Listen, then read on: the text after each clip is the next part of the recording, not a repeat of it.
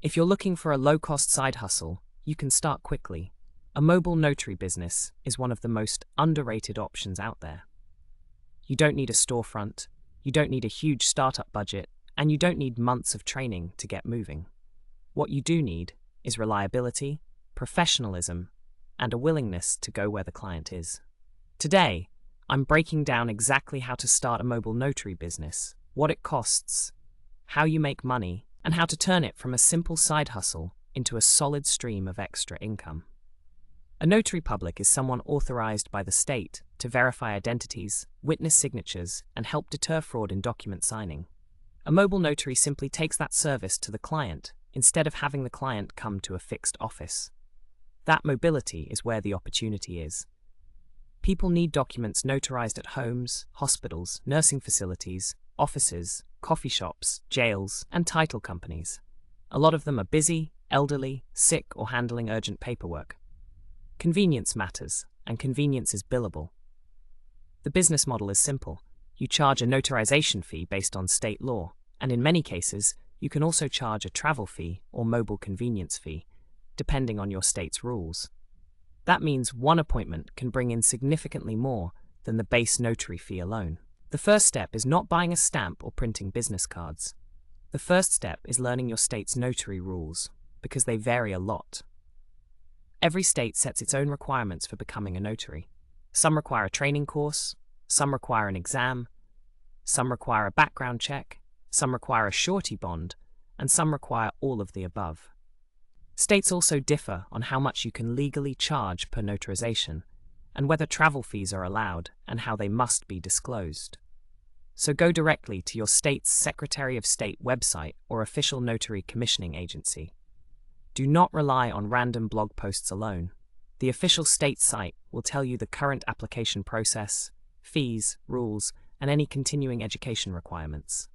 If you're in California, for example, there is a required training course, an exam, fingerprinting, a background check, and a notary bond requirement. That's more involved than some states, but it also helps keep the field more professional. Once you know your state's process, complete it fully and correctly. That usually means submitting an application, paying the fee, taking the required class or exam, if your state has one, passing any background check, and receiving your commission certificate. After you're approved, you'll typically need to purchase your official notary stamp or seal, and a notary journal.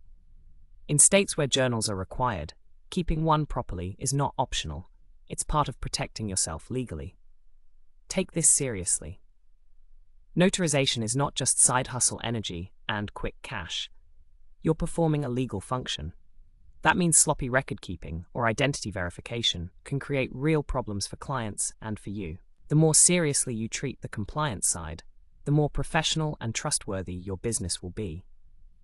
Once you're commissioned, set yourself up like a real business. Pick a business name if you want one, though many mobile notaries just operate under their own name initially. Set up a dedicated phone number, a simple professional email, and a basic Google business profile, so local people can find you. You may also want a simple website or landing page with your service area, hours, contact info, and a clear explanation of what documents you can and cannot notarize. Keep it simple. A separate bank account is smart, even if you're just starting small. It keeps your bookkeeping cleaner and makes it easier to track income and expenses. And get errors and omissions insurance. It's not the same as your required notary bond in states that require one. E&O insurance protects you if a mistake leads to a claim. It's inexpensive and worth having. Most people underestimate the earning potential because they only look at the statutory notary fee. But the real money in mobile notary work often comes from convenience and specialization. Basic general notary work includes acknowledgements, jurats, affidavits, power of attorney documents, school forms, vehicle title transfers, and other common documents.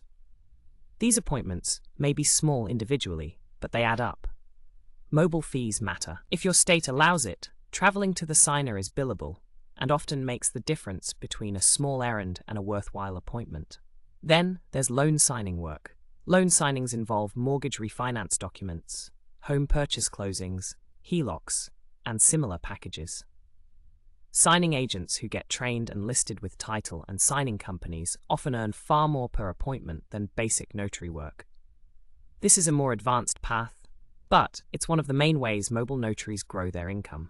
Hospital and jail notary work can also command higher fees due to urgency and inconvenience. This is a local service business, so your marketing needs to be local and trust-based. First, optimize your Google business profile. Add photos, list your service area, hours, phone number, and keywords like mobile notary, loan signing, hospital notary, and same-day notarization if applicable. Second, create profiles on major notary directories. There are websites people search specifically for notaries. Get listed there. Third, network with the people who regularly need notaries. Real estate agents, title companies, escrow officers, attorneys, nursing homes, hospitals, bail bond officers, and small business owners. Introduce yourself professionally. Let them know your hours and service area. Fourth, ask every satisfied client for a Google review.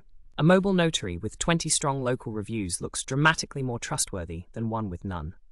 Social media can help too, but this business is more about local search and direct referral relationships than about going viral. In service businesses like this, professionalism is the differentiator. Show up on time, dress cleanly, communicate clearly, confirm the appointment. Ask the client in advance to have ID ready and to avoid signing until you are present if their state requires witnessing. Know what you can and cannot do. Notaries verify identity and witness signatures. They do not give legal advice unless separately licensed to do so. They do not explain the legal meaning of documents beyond basic procedural guidance. Staying in your lane protects your commission. Carry what you need: multiple pens, your journal, stamp, receipt book if useful, a flashlight for late appointments, phone charger, and backup supplies. Smooth appointments create repeat customers and referrals. If you want to grow beyond occasional notarizations, becoming a loan signing agent is often the next level. This usually means additional training, sometimes certification through industry organizations, and getting listed with signing platforms and title companies. Loan signings pay significantly more than standard notarizations because the document packages are larger, the appointments are longer, and accuracy matters more. The trade-off is that expectations are higher. You need to know the flow of loan packages, common signing points, and how to return docs correctly and quickly. For many mobile notaries, the path looks like this. Start with basic general notary work, build confidence, then add signing agent work once the foundation is solid.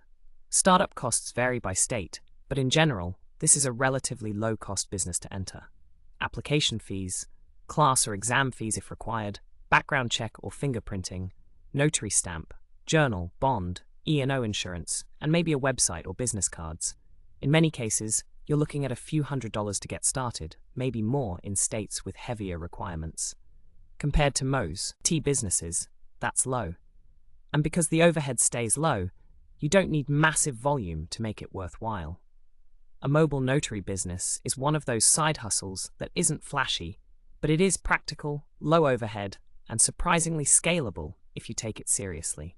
Start with your state's rules, get commissioned properly, market locally, and build a reputation for being the professional who shows up when people need help. Subscribe to Off Clock Hustle for more real side hustle ideas that regular people can actually start. Subscribe, and I'll see you in the next one.